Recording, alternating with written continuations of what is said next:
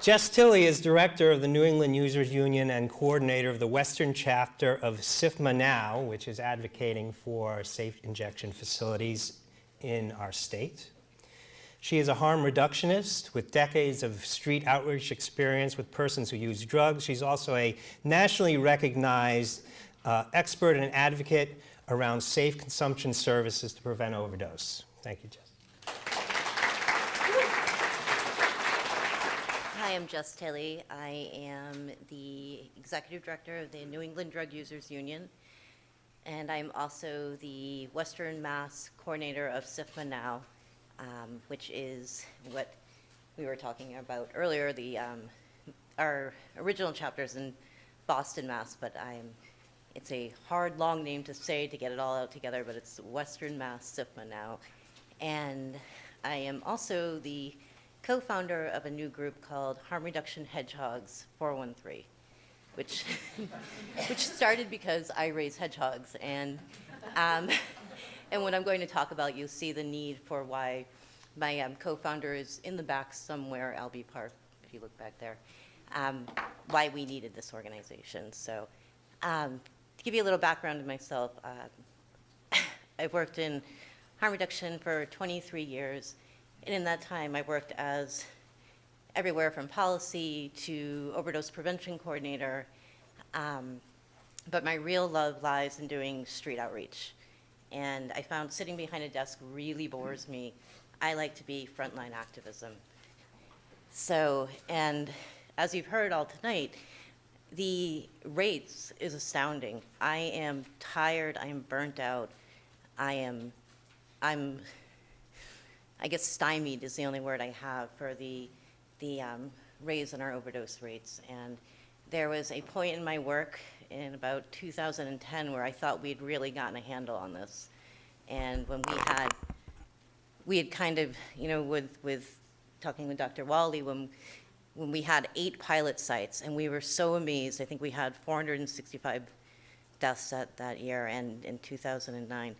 But I actually felt like I could step back and take a little break from the front lines and get behind a desk again, and that's when our rates started to rise again. So my love really lies in doing outreach work. There are a great amount of people that we do not reach through brick and mortar services, being fixed sites or a mobile van.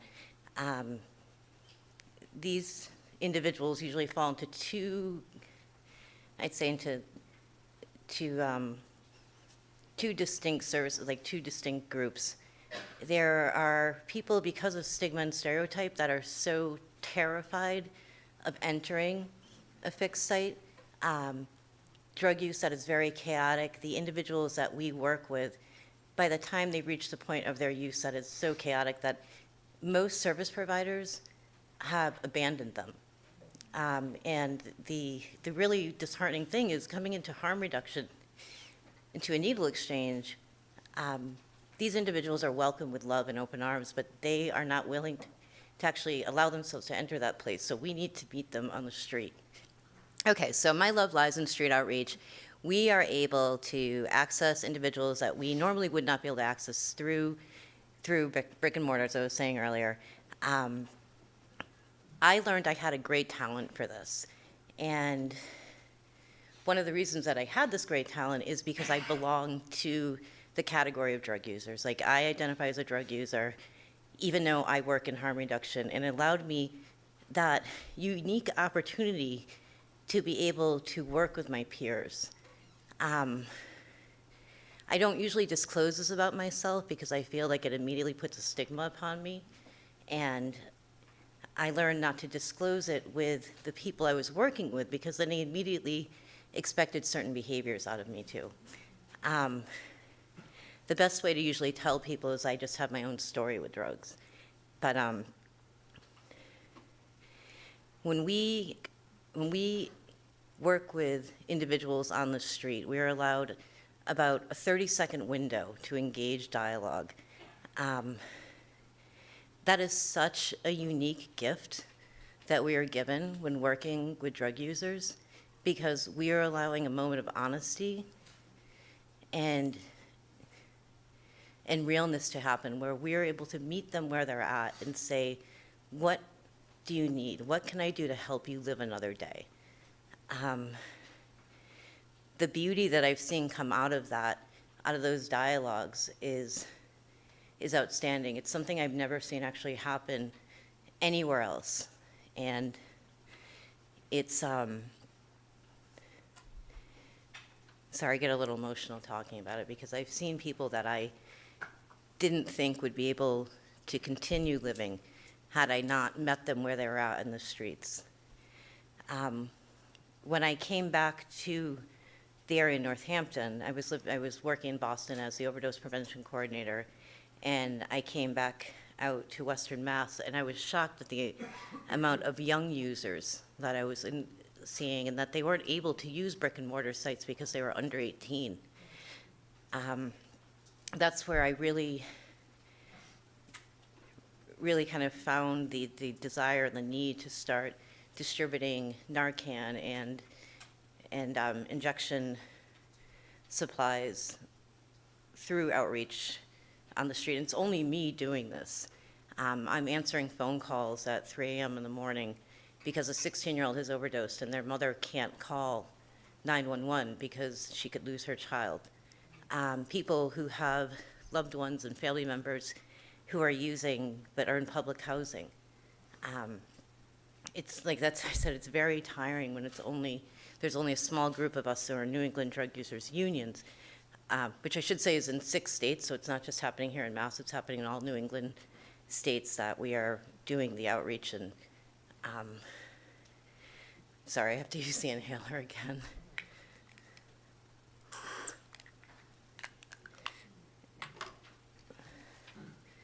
So,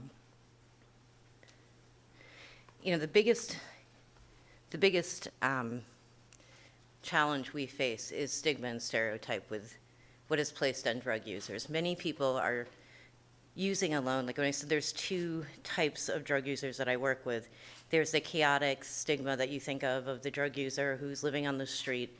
Out in Western Mass, I work with a lot of drug users who are on college campuses, who are occasional users, they're at the most high risk for drug overdose. They are not going to use a fixed site because of the stigma of walking into a needle exchange.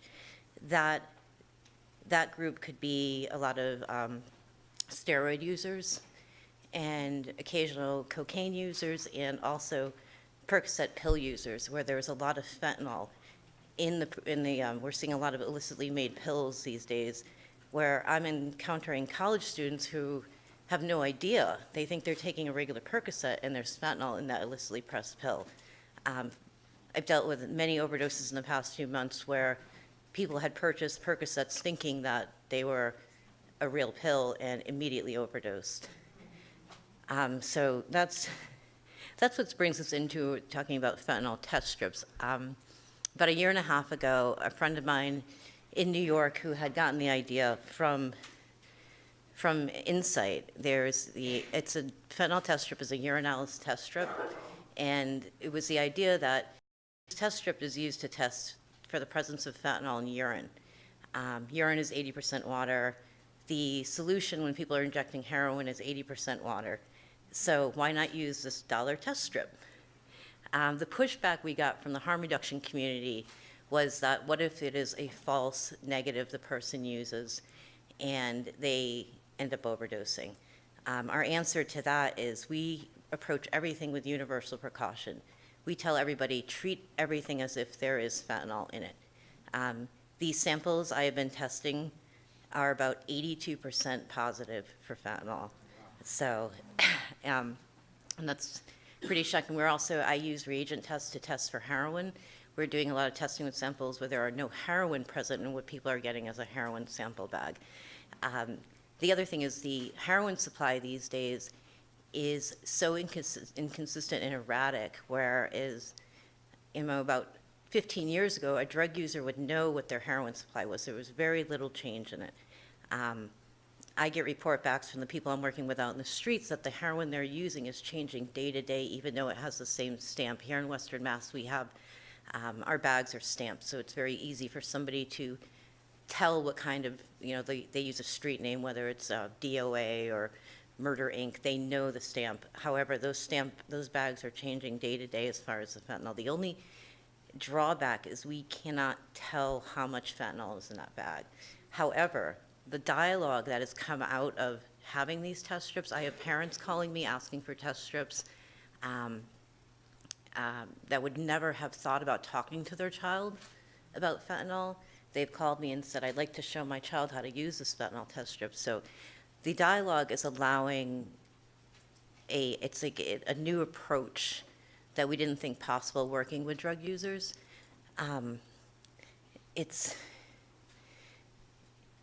I think that is the part that when I hear, like, we'd rather spend the money on Narcan, I think that's the part you cannot put a price on. It's so invaluable. Drug users need something tangible to look at. We sort of have this idea that we're invincible, nothing can kill us. When something is placed in front of someone I've had drug users say there's absolutely no way there's fentanyl in my drug. And when they test, they instantly see, and the change in behavior is immeasurable, where somebody may say, I'm only going to do half this amount. I may not even do it at all. A lot of the people I see in my course of street outreach are coming out of jail or just going back to using, and the raise in the amount of people that I've had in the past 5 months since I've really started pushing the test strips I had a guy who was coming back from New York City who waited about 7 hours for me to get home to hand him a thing of Narcan and test strips. And that was so touching to me, because this is somebody who in prior years would have just not cared and gone out and used. But I want to give you an idea of what the test strips are, so. Oop. Okay. So they're very simple to use, and one of the misconceptions with drug users is drug users don't care about living or dying. It's very, very untrue. Drug users care very much about themselves and about their community. When we first tried to introduce this, there was the pushback also that, oh, it's going to take too long, a drug user's got to, get their fix in before. This takes 30 seconds. So it's a very simple strip. Like when I was talking about universal precautions, this is what we tell people, that they're going to approach anything like it's got fentanyl in it. But this is what a cooker is, which is over here. I don't have my little pointer. So after the shot is prepared, and they can test actually as they're preparing their shot. Very simple, 1 line is positive, 2 is negative, and these cards are handed out with the test strips.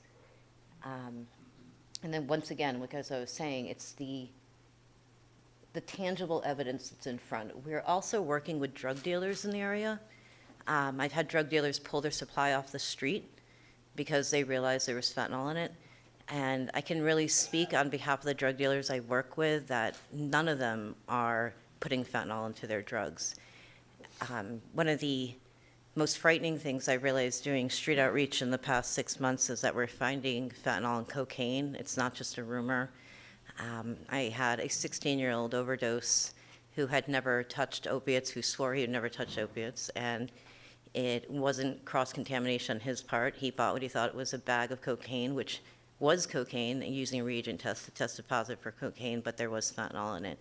This is what frightens me the most and why I'm really pushing to do outreach on college campuses, because cocaine is a recreational drug. Many of the people that I encounter in outreach don't consider themselves to be the classic addict or a drug user. They don't feel like they would have to access the services of a harm reduction agency or a needle exchange. We also have many people that are starting to inject that are getting a lot of information off the internet that is not necessarily true or accurate. I've encountered horrific soft tissue damage because people are afraid to go to emergency rooms because of the horrific treatment that they've received on account of being a quote-unquote addict. It's really important that agencies have the drug user's voice at the table, that we have client advisory boards. that's why with the outreach teams that we initiate, we like them to be made up of either former or current drug users, because as I tried starting to say, as I was not breathing, the most integral part of the work we do is having the genuine voice. Drug users sense when they are being, like, either not so much lied to, but BS'd or just treated as another statistic or number. What's unique about the outreach teams we have is people's lived experience. And we have people that do have their MPHs, but they have lived experience of being drug users, and there is no judgment there. It's not even low threshold, it's no threshold. As I started to say earlier, you have 30 seconds, and if somebody senses that there is no uniqueness or that you're looking at them as if they're just another number, that window closes. Usually when reaching out to somebody, it takes a long time to build that connection. Bringing somebody a syringe on the street, it isn't like I can just go out there and say, here's a syringe. People aren't like welcoming me with open arms, hugging me, saying thank you. They're looking at me with mistrust, and why are you offering me this, and what are you getting out of this? And the only thing I can say to that is I've been where you're at, and I wish there had been somebody to help me the way I'm helping. And the wonderful thing that comes out of that is the information that we bring to the streets then spreads out into the community of drug users.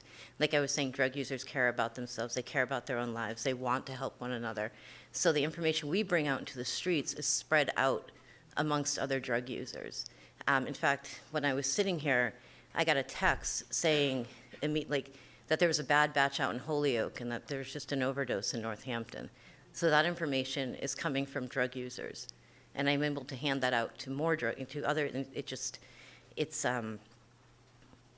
it's very unique. It's something that you don't see happen in a building. And to be allowed into an encampment or a tent space, to me, I consider it a privilege. It's being allowed to share my experience and my information with others who are considered to be like the pariahs of society. This is what I'm talking about, working with the chaotic drug using side. And it's part of the solution that we are trying to reach to overcome this opioid epidemic. And these are, like, when I'm speaking, like, one side is the college, the occasional user, the hardcore drug user. These are the unnamed, the people who are dying that we don't even think about as, like when we say the opioid epidemic that's been happening or that's happening now, it's been happening for years and years, because I work primarily with like the Latino community, and I almost get angry when I see it being like called this opioid epidemic that's hitting now, because for the past 20 years I've been watching it happen. And it's not that, it's not that I don't think like Johnny and Jenny don't count, but it does, it angers me, because I've been going into these encampments and these shooting galleries for years and watching people die that nobody was holding memorials for.